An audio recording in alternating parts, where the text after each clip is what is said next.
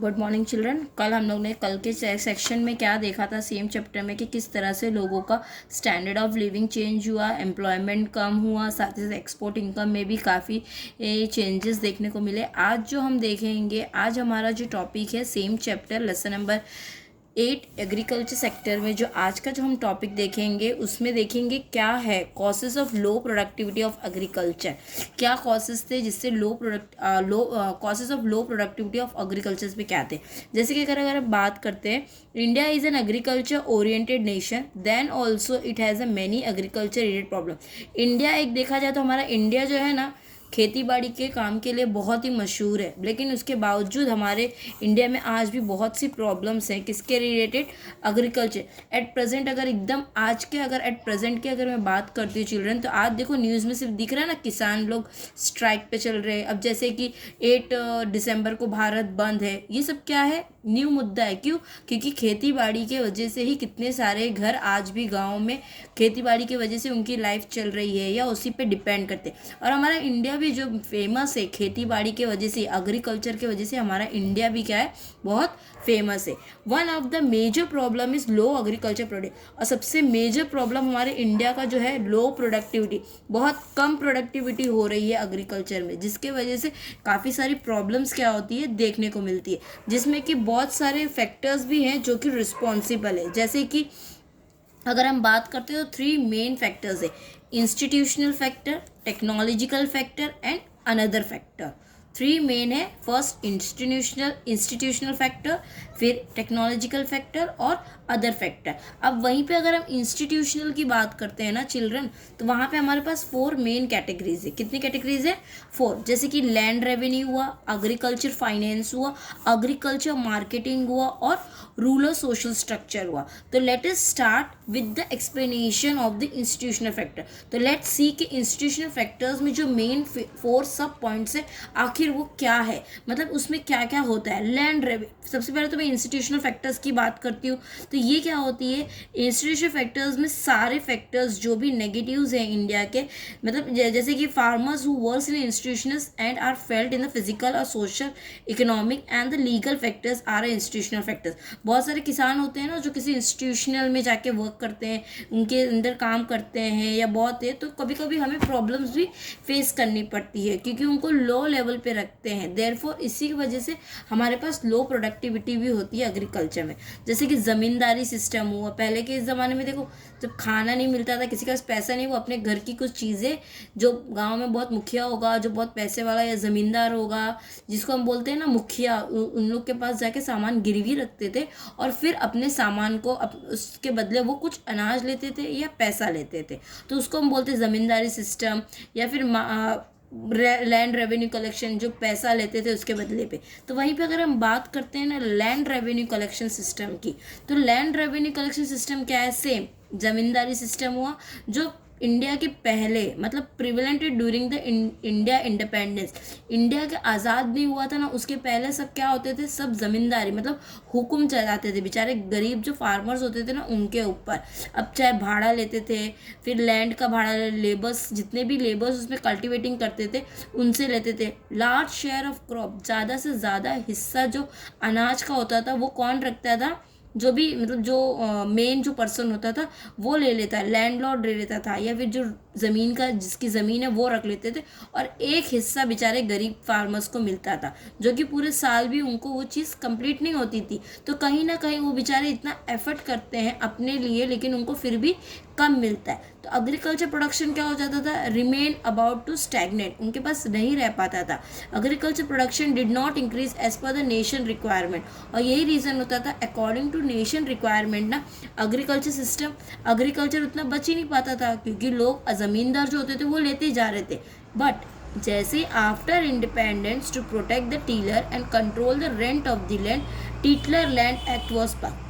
और after independence जैसे ही, अब तो हमें रोकना था ना, टैक्स सब बढ़ रहा था, तो उस चीज़ को रोकने के लिए कौन सा एक्ट लाया गया, टीटलर एक्ट। क्या बोलते हैं चिल्ड्रन इसको, tiller act, sorry, tiller land होते थे। तो ये क्या हुआ, in this act was not completely implemented, पूरा तरीके से इम्प्लीमेंट नहीं हुआ था, but due to that farmers are not exploited free, लेकिन उसके बावजूद फार्मर्स लोग को फ्री में कोई काम नहीं होता था, उनको उसके लिए हर्जाना मिलता था। Productivity of agriculture sector becomes rise series issue, और फिर धीरे धीरे वो क्या हो गया था, एक इशू बनता जा रहा था। फिर उसके बाद आता है children agriculture finance.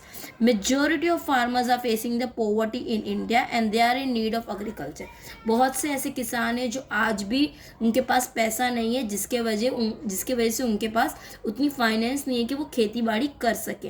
To by the fertiliser, कोई भी जैसे खेत में डालने के लिए खाद चाहिए, पेस्टिसाइड चाहिए, दाना चाहिए, बीज चाहिए, तो उसके लिए भी उनके पास पैसा नहीं है कि वो उतनी चीज़ खरीद सके। But since independence a great role is played, लेकिन जैसे ही इंडिपेंडेंस हुआ, प्राइवेट मनी लेंडर, बहुत से ऐसे लोग आए जिन्होंने फार्मर्स के बारे में सोचा और उन्होंने उनको 71.6% agriculture finance business was managed by money lender.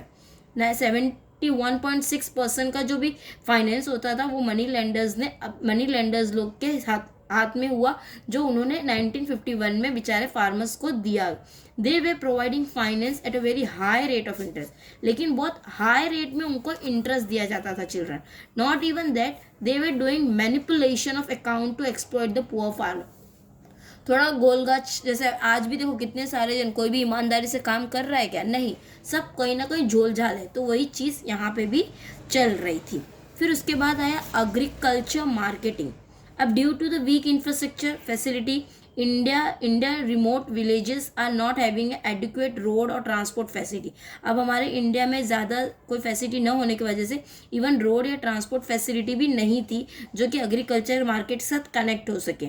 Majority cases high prices, बहुत ज़्यादा से ज़्यादा लोगों से भाड़ा लेते थे, या फार्मर्स हु आर अंडर डेप्ट आर फोर्स टू सेल, या फिर जो बेचारे ऑलरेडी कर्जे में डूबे हुए थे ना, उनके ऊपर ही ज़बरदस्ती की जाती थी कि वही सामान बेचे, खरीदे, ब्रोकर ले। मतलब फार्मर्स लोग के ऊपर पूरी नॉलेज, मतलब farmers are least informative so they do not have a knowledge of market. अब फार्मर्स को सिर्फ खेती बाड़ी का कुछ भी पूछो तुरंत बताएंगे, लेकिन अगर मार्केट के बारे में बात करने को बोलेंगे तो उनके पास कोई आइडिया नहीं होता है। वो पूरी तरीके से एकदम ब्लैंक होते हैं, मतलब क्या बोल दिया उनको, इस तरह से वैसा आ जाता है। Therefore they are not able to get a good return. इसी वजह से जितना उन्होंने पैसा लगाया होता है ना, उतना उनको रिटर्न में नहीं मिल रहा है। And due to this they become the pessimist, और इसी वजह से बेचारे एकदम लाचार हो जाते हैं, क्योंकि उनको अपनी उतनी जितना उन्होंने खर्चा किया ना उतना उनको नहीं मिल पाता है। फिर उसके बाद आता है rural social texture. Indian farmer are the fatalist and having a least information. आज जो भी इंडिया के फार्मर्स हैं उनके पास सारी न्यू टेक्नोलॉजी नहीं है, न्यू टेक्निक नहीं पता है, इंफॉर्मेशन उनके पास नहीं पहुंचती है। Rural society is bound with old tradition. उन लोग बेचारे जो चलता आ रहा है, रूल्स जैसे चलता है वही चीज़ फॉलो करते हैं, जिसके वजह से उनको क्या करना पड़ता है, प्रॉब्लम फेस करना पड़ता है, और वो प्रॉब्लम के सिचुएशन में कभी बाहर निकल ही नहीं पाते, क्योंकि वो उसी प्रॉब्लम में अंदर ही अंदर झूलते रहते हैं। So they do cultivation for the subsistence only. They are not having motivation to attain. उनके पास कोई मोटिवेट नहीं है, कोई डेवलपमेंट नहीं है, कोई कल्टिवेशन नहीं है, उनके पास कोई पैसा नहीं है कि वो ज़्यादा इंक्रीज करे। Where which is a centre of point of rural area is having a low productive. और यही रीज़न है कि आज हमारे इंडिया में एग्रीकल्चर खेती बाड़ी होने के बावजूद बहुत सी जगहों पे आज भी बराबर से खेती बाड़ी नहीं होती है और प्रोडक्टिविटी लो होती है। और यही मेन रीज़न हमारे इंस्टीट्यूशनल में हमने 4 वेज में देखा कि क्या क्या इश्यूज आते हैं। Now come to the technological factor. अब अगर हम टेक्नोलॉजिकल फैक्टर की बात करें ना चिल्ड्रन, तो Indian agriculture sector utilise old tradition. आज भी वो पुरानी तरीके से ही काम कर रहा है।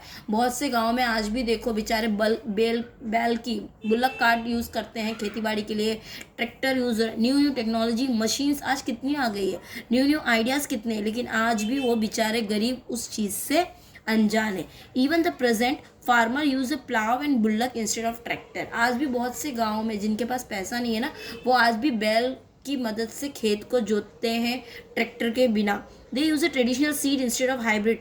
आज भी वो बिया जो पहले के टाइम पे जो बीज डालते थे वही यूज़ करते हैं, ना कि रेडीमेड बीज जो आज मार्केट में अवेलेबल है। They use cow dung as a manure instead of chemical.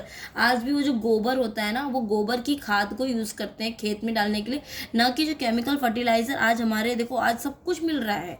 आज साइंस इतनी तरक्की कर दी है कि आज कोई भी चीज़ हमें कहीं पे मार्केट में अवेलेबल हो रही है, लेकिन फार्मर्स के पास उतना पैसा नहीं है या उनके पास वो टेक्निक नहीं है कि किस तरह से उसको यूज़ करना है, जिस वजह से आज हमारा इंडिया क्या है, एग्रीकल्चर सेक्टर में मूव अहेड बहुत ही धीरे धीरे आगे बढ़ रहा है। और यही मेन रीज़न है कि हम इंडिया वाले रिच होने के बावजूद भी आज गरीब कहलाते हैं। फिर उसके बाद अगर हम बात करते हैं, जैसे मैंने आपको पहले ही बताया, अदर फैक्टर्स में दो है, एक है प्रेशर ऑफ पॉपुलेशन और लैक ऑफ इकोनॉमिक प्लानिंग। सबसे पहले तो प्रेशर ऑफ पॉपुलेशन की बात करते हैं। सबसे बड़ा रीज़न है हमारे एग्रीकल्चर में कि population pressure on agriculture sectors can be understood by depending on the agriculture about the employment.